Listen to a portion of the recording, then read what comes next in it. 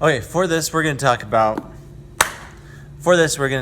the 5 basic skills of drawing. I'm taking this not from myself. I've read this book called Drawing on the Right Side of the Brain by Betty Edwards. Anyway, she talks about 5 skills that are the basics of all drawing. And as I read through them, I'm like, yes, absolutely. Those are the 5 basic skills. So I'm going to go through those with you. If you practice those 5 skills and learn those 5 skills, you'll really become a better artist, whether that's with paint or with drawing. So here they are.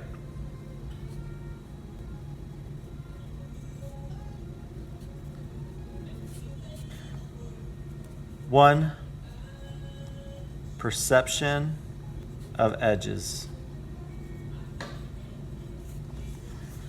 What that means is, instead of actually looking at a shape, for example, if I were looking at a cube, instead of drawing the lines on that cube, I would draw the edges of the cube. So I'm going to hold my pencil a little bit differently, and that's another thing with drawing. That's a good skill to get in the habit of. If you're trying to do a sharp edge, or you're trying to do detail where there's a lot of contrast, you're going to hold your pencil like you would when you're writing. If you're trying to do an edge or light shading, instead you're going to try and get that surface of the pencil as close to the paper as you can, so that more of that lead is touching the paper. So if I were to repeat that shape, but just doing the edges, I would shade up until where that edge of the cube would be, right? And as you do that, it's going to reveal, and I've got to turn my paper just because it's easier for me to draw.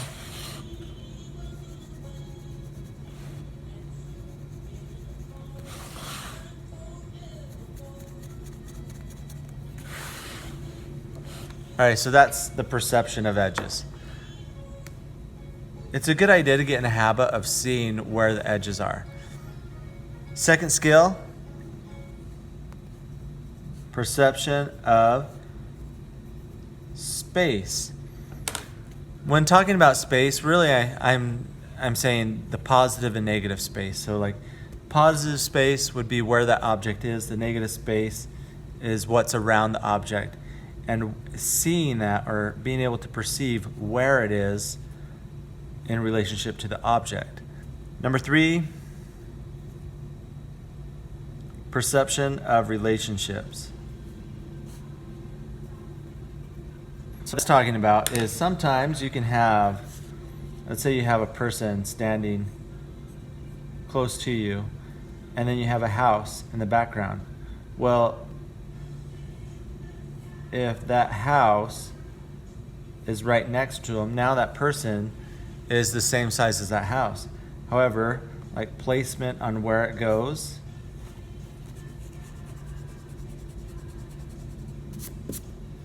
right? So now it's further in the background in the distance because it's higher on the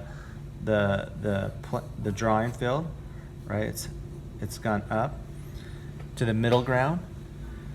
So that's one relationships. Also relationships of color or tone.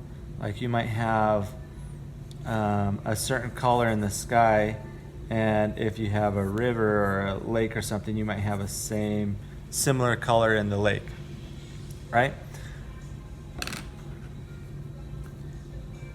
Number 4, perception of lights and shadows.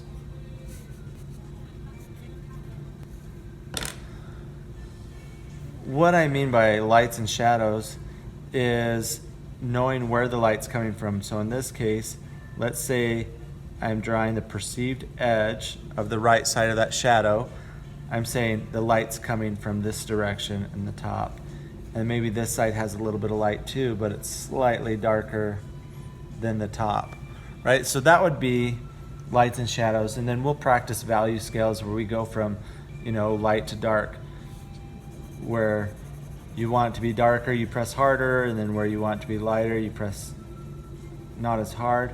You can also, to make it darker, you just go over it more. Really, with the difference between light and dark, you're just, if you want it to be darker, add more lead. If you want it to be lighter, add less, or don't add any at all. So we'll practice that, but light and shadows, that's another big skill. And then 5 is perception of the whole. What that means is, and you've probably seen this, an artist will go close to a painting and they'll be doing these details, and then they'll back up away from the painting and then see if tones match. So like if you were painting my face and I was smiling, you might look for the light around my eyes and compare that to the light of my teeth. And then you might realize, oh wow, the eyes might be even a little bit darker than the teeth, or vice versa. You might look, oh, there's the light coming from the camera. There's the light in the center of my eye. So you might say, oh, that light in the center of my eye is similar to the light shining off my nose. Is it similar to my head? Yes. So you're backing up and you're looking, okay, do those lights match? Do the darks match? Do the middle tones match? So that's the perception of the whole. And then also, it could also be, perception of the whole being, okay, maybe you drew one eye right here, one eye right there. Maybe they're a little bit off, but when you back up, you can see that something's off right there. And then you can make that correction. Anyway, those are the 5 basic skills of drawing. Thanks.